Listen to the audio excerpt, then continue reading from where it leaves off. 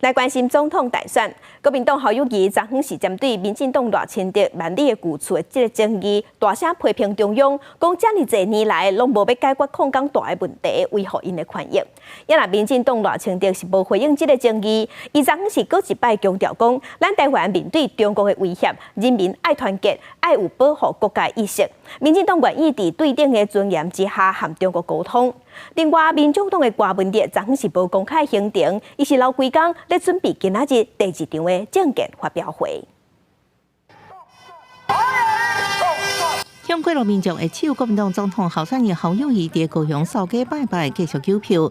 佮表示打击诈骗的决心，诈骗骗愈侪，爱怪愈久，因头还债还加重期刑1/2，暗过为一档。针对民进党赖清德万里流出的证据，侯友宜批评中央，这几年来无解决拓港基主权的问题。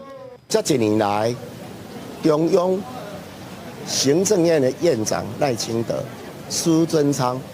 面对这个问题，拢无爱解决。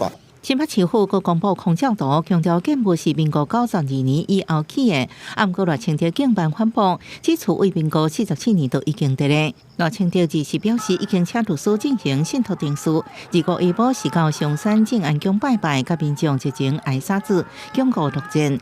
至随时阵，伊佮表示，面对中国威胁，爱先团结人民，保护国家意识。对中国的威胁。其实我首先要做的工作，就是团结咱国家人民，有保护咱国家的意识。小强南部的选票吴欣盈到高雄市场扫街，不只用中英台3种话甲民众问好，佮甲一情支持者翕相，有近甲南台湾民众距离。我是和平总统候选人，谢谢。